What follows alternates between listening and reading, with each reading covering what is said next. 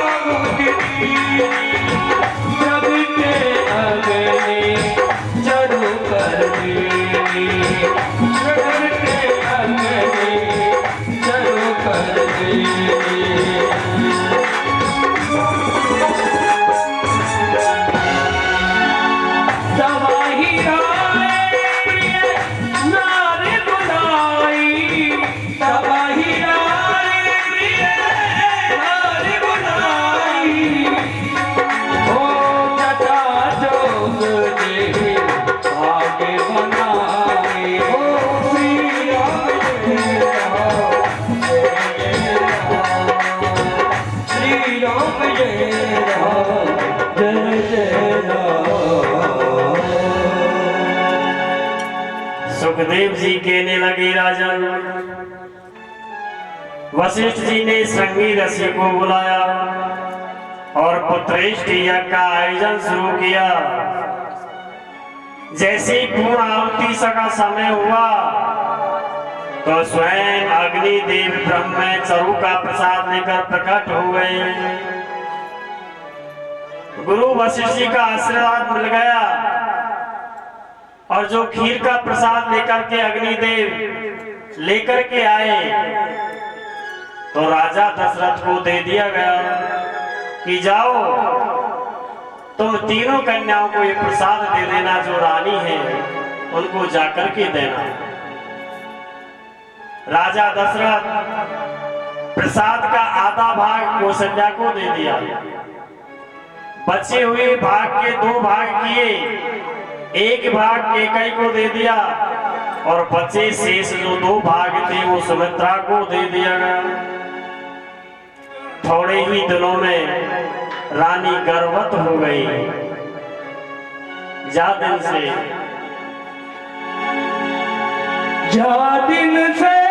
हरि गरीब ही आए, हो जा दिन से हरि गरीब ही आए, जा दिन से हरि गरीब ही आए, जा दिन से हरि गरीब ही आए, सकल लोक सुख संपत्ति पाए।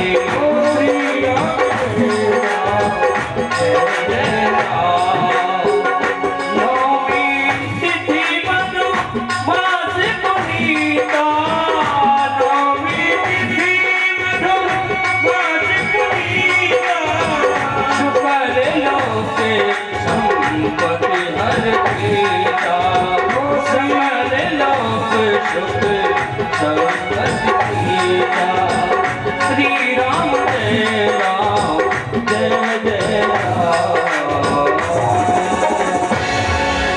सुखदेव जी कहने लगे रे राजन, तीनों लोकों में आनंद हो गया, खुशी की लहर दौड़ने लगे। चैत मास का ज्योतिषी मल मास कहा जाता है। राम का यश विमल यश है। राम जी मलिन और निर्मल बड़े स्वच्छ बनाने वाले हैं। 9वीं तिथि का समय है। कहते हैं कि 9वीं की अवतार लेने और भी भाव भक्तों के ग्रहण हो जाते हैं। संख्या में 9 का अंक सबसे बड़ा होता है और 9 से बड़ा कोई अंक नहीं है। तो संसार में राम से बड़ा कोई और नहीं है। इसलिए भगवान ने 9 दूनी 18, 8, 1, 9 इस तरीके से इस महिमा का बखान किया गया है। आज किस तरीके से माता कौशल्या स्तुति कर रही है, भगवान प्रकट हो रहे हैं। आज समय आ गया है और स्तुति करने के लिए चल दिए हैं। तो किस तरीके से भगवान की स्तुति कर रहे हैं। हमारे मुख्य यजमान आए, आज भगवान का प्रकट हो रहा है, इसलिए वो आकर के भगवान की आरती उतारेंगे।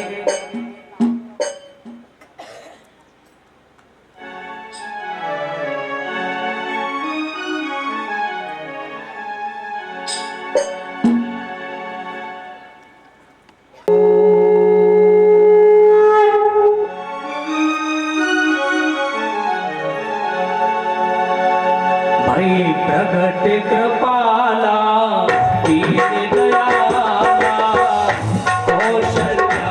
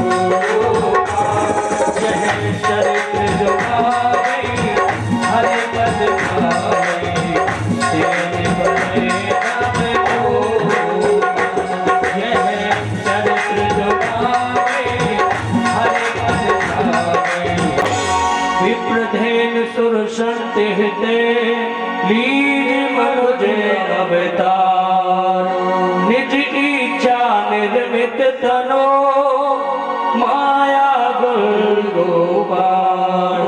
बोलिए रामचंद्र भगवान की जय हो। आज स्वयं नारायण प्रकट भये बालक का रूप बन करके माँ कौशल्या की गोद में खेल रहा है। नीलमणि समान सुंदर दिखाई दे रहे हैं। देख करके राजा दशरथ बड़ा आनंदित हो रहे हैं। चारों तरफ खुशी की लहर दौड़ रही है। दासी दासियां दौड़ करके राजा दशरथ को समाचार सुना करके आई। लाला भयो है लाला। राजा बड़ा प्रसन्न भयो।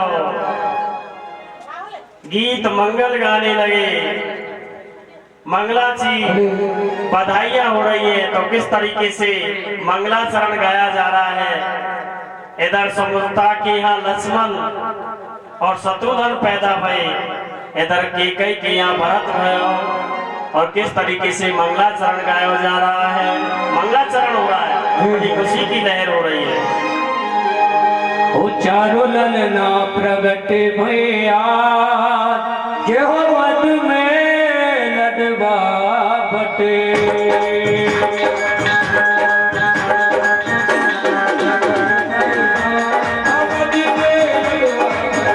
चारों ललना प्रगट भया अवध में लडवा बटे। अवध में लडवा बटे। के मेवा बटे लडवा बटे के मेवा बटे लडवा बटे के मेवा बटे।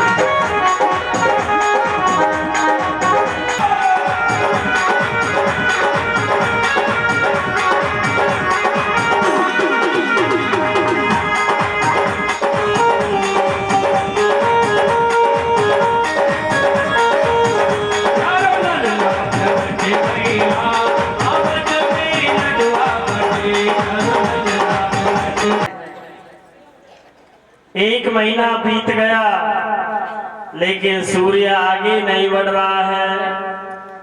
चंद्रमा बड़ा दुखी हो गया कि सूर्य तो आनंद ले रहा है भगवान, लेकिन मेरा नाम भी नहीं है, आगे नहीं बढ़ रहा है। मैं कैसे दर्शन आपका करूंगा? भगवान बोले चिंता मत करो, कृष्ण अवतार लूंगा और रात के समय लूंगा, इसलिए आप खूब दर्शन कर लेना।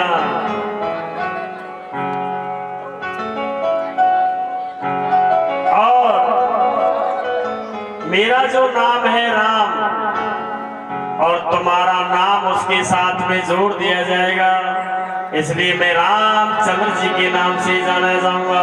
बोले रामचंद्र भगवान की जय हो। जय जय श्री राधे। जैसे ही बड़े हुए राजा दशरथ ने गुरु वशिष्ठ को बुलाया, चारों पुत्रों का नामकरण करवाया, इशारे में संकेत दिया। भागवत के अनुसार ये विष्णु के ही अवतार है। राम विष्णु है, लक्ष्मण शेषनाग है, भरत गरुड़ है, शत्रु सुदर्शन चक्र है, सब भगवान के ही रूप हैं।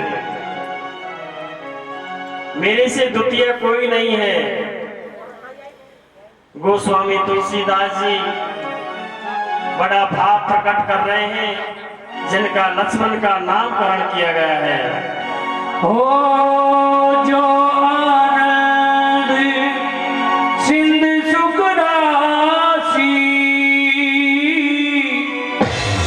करते त्रैलोक सुपासी।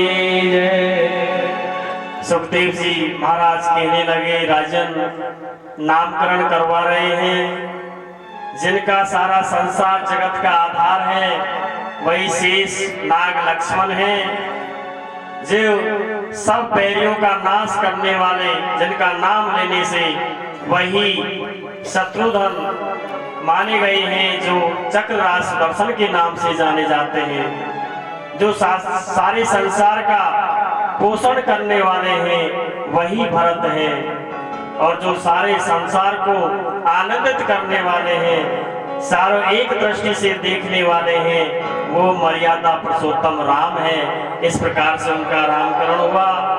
आगे भगवान शिक्षा के लिए ऋषि के वहां पर विश्वामित्र के यहाँ भेज देते हैं।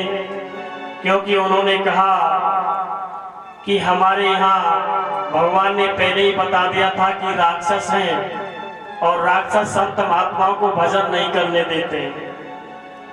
तो उसने पहले कहा था कि मैं त्रेता युग में राम जन्म की अवतार होगा और सब राक्षसों का उद्धार करूंगा।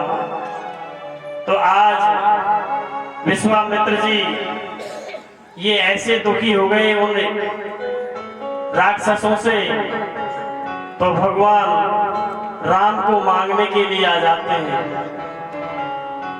जैसे ही दशरथ की अवधपुरी में आए, कहा कि भगवान आज मैं इनको लेना चाहता हूं, क्योंकि गुरु तो समझता है कि ये 3 लोग के नाथ हैं जिन्होंने जन्म लिया है, ये और कोई नहीं है। उसने कहा कि आप इनको मत ले जाओ, चाहो तो मैं सेना को भेज दूं, चाहे मेरे पास में और बड़े बड़े बलवान हैं उनको भेज दूं, लेकिन राम लक्ष्मण को मत ले जाइए।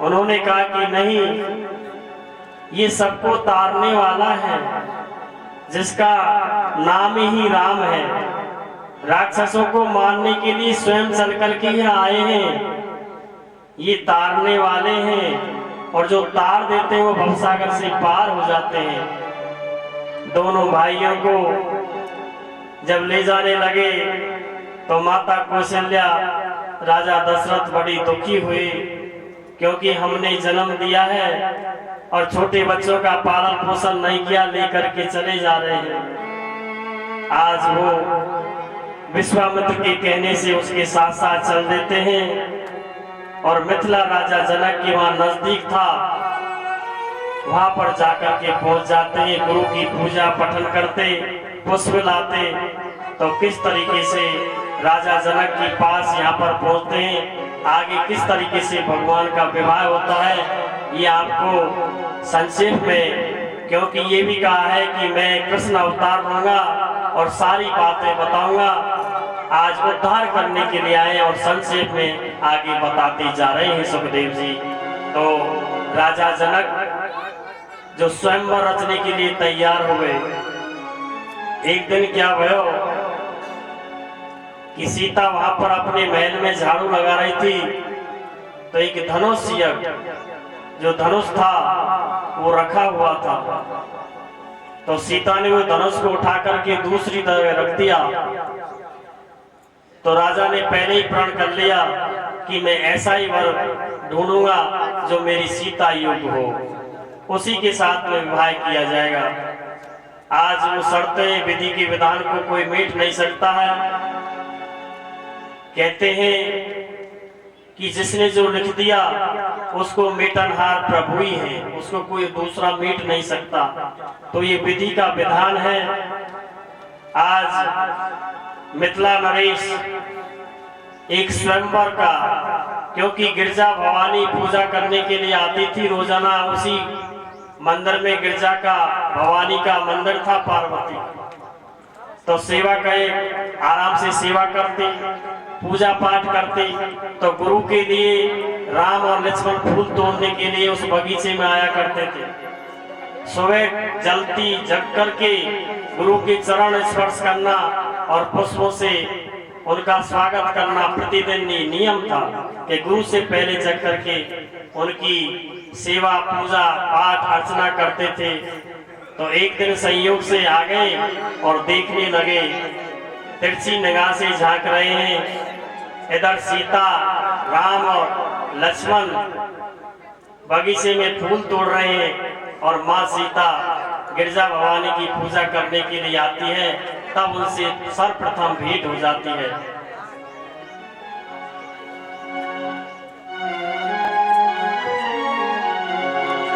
राम देखे सिया और सिया राम को, राम देखे सिया और सिया राम को, चारों अखियां लड़ी की लड़ी रह गई, चारों अखियां लड़ी की लड़ी रह गई।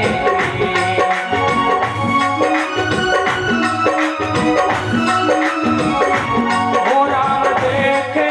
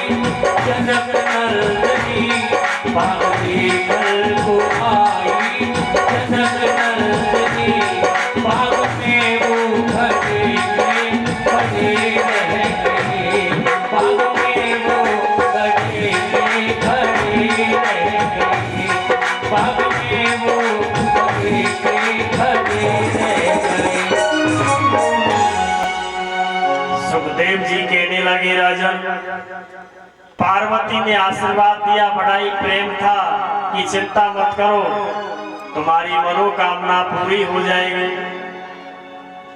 बड़ी प्रसन्न भई। सुखदेव जी कह रहे कि राजन देखिए, ये विधि विधान को कोई टाल नहीं सको। राजा जनक ने धनुष यज्ञ बड़ा रखवाया, देश के बड़े बड़े पहलवान राजा महाराजा सबको इकट्ठा किया कि धनुष यज्ञ है, सीता का स्वयंवर होने जा रहा है। सभी को निमंत्रण दिया गया, बड़े बड़े साले राजा महाराजा सभी पधारे और अयोध्या जो नगरी है जनकपुरी, उस जनकपुरी में पहुंच गए। जनकपुर में वहां पर बहुत ही बड़ा यज्ञ धनुष यज्ञ चल रहा है। सभी बैठ गए। इधर विश्वामित्र को भी निमंत्रण था, तो राम और लक्ष्मण को लेकर के चले गए, गुरु की आज्ञा से बैठ गए। धनुष बहुत ही इतना शक्तिशाली था भगवान शिव का, जिसको कोई उठा नहीं सका। तो सभी एक एक करके और धनुष को उठा रहे हैं, लेकिन तब भी धनुष न उठा। और सबने मिलकर एक बार में 10,000 राजाओं ने एक साथ धनुष उठाया, तब भी धनुष नहीं उठा। आदेश दिया गुरु ने, इशारे में समझाया। इधर सीता कह रही है कि हे प्रभु, आप ही उठा सकते हैं, उसकी नजर तो वही रखी कि औरों पर नहीं उठना चाहिए। उस बात को जब सीता ने मन में विचार कर लिया कि मेरे ही ठाकुर हैं, मन में वास कर लिया, तो सीता के तो वही टेर लग रही है कि प्रभु जी ही उठाएंगे। गुरु का आदेश हुआ और जैसे ही गुरु ने आदेश दिया जाओ राम खड़े हो जाइए और धनुष का चाप चढ़ाइए। गुरु ही प्रणाम, गुरु ही प्रणाम, मना ही मन फेरा। गुरु ही प्रणाम, मना ही मन फेरा। अति नाम उठाए धनुष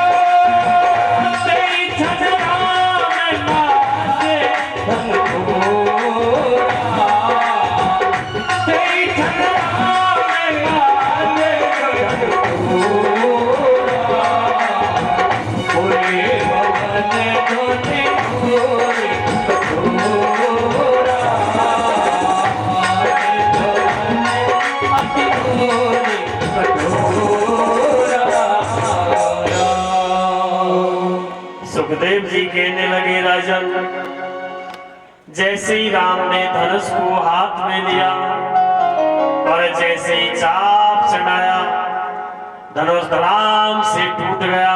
आकाश में आवाज होने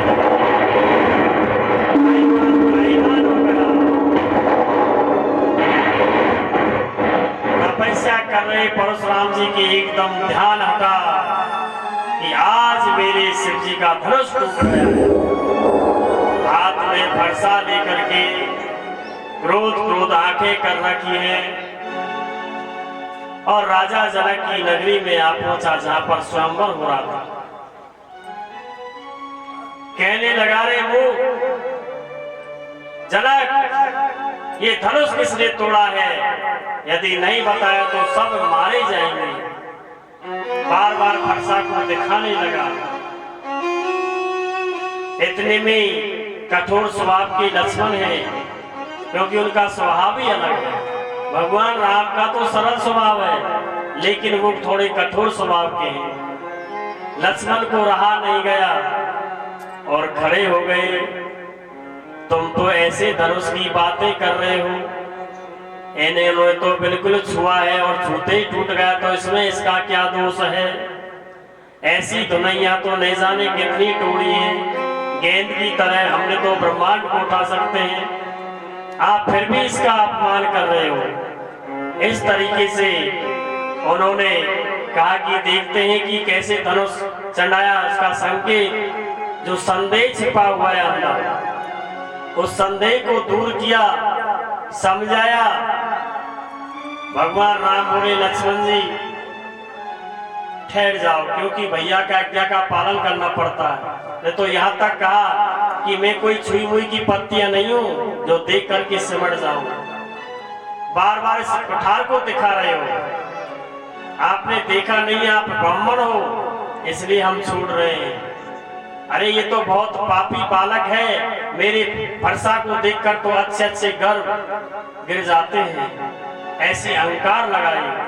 और उसी समय गुरुदेव ने इशारा दिया, भगवान राम समझ गए, लक्ष्मण को बिठा दिया, बैठ जाइए। जैसे ही भगवान ने दोबारा उसको दिया कि इस पर चाप, मेरी शंका दूर हो जाएगी, जैसे ही चाप चढ़ाया तो परशुराम को शंका दूर हो गई कि ये तो स्वयं नारायण है, शिव जी के धनुष को और नहीं तोड़ सकता। प्रणाम किया और परशुराम जी चले गए। आगे कैसे बढ़ते चले जा रहे हैं, सुखदेव जी राजा परीक्षित को समझा रहे हैं, लीलाएं कर रहे हैं भगवान राम, क्योंकि ये पुरुषोत्तम राम है, मर्यादाओं का पालन करते गए। आज सीता तैयार कर दी गई, हाथ में माला लेकर के सभी सहेलियां सखियां लेकर के आ रही हैं, तो किस तरीके से माला एक दूसरे पर पहनाई जा रही है और कैसे कह रहे हैं। हो झुक जइयो तनक रघुवीर, हो लली मारी छोटी सी, हो झुक जइयो तनक रघुवीर, हो सिया बड़ी छोटी सी।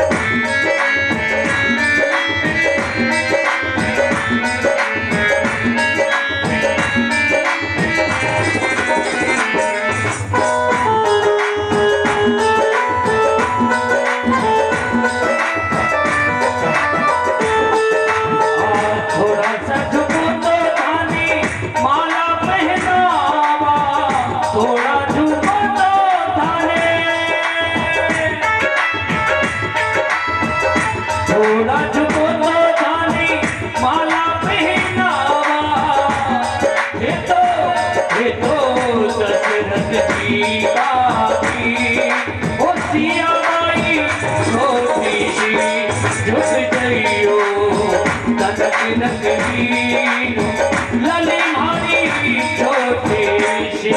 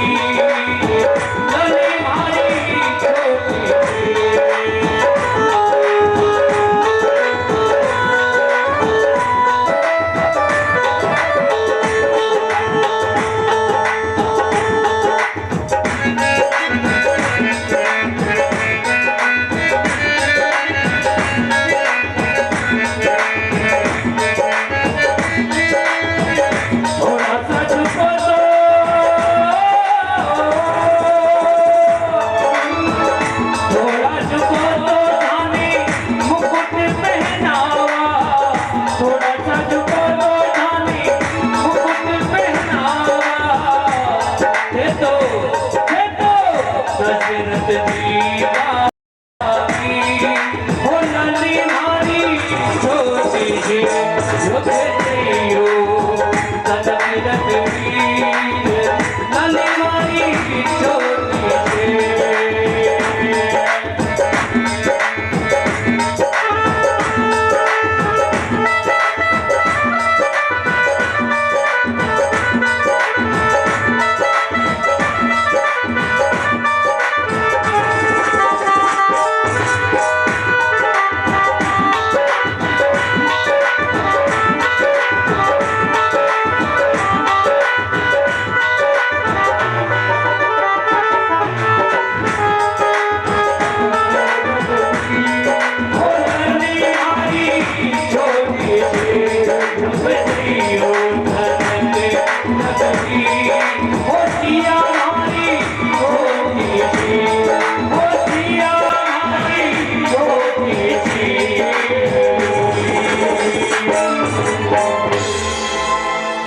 बोले वृंदावन बिहारी लाल की जय हो।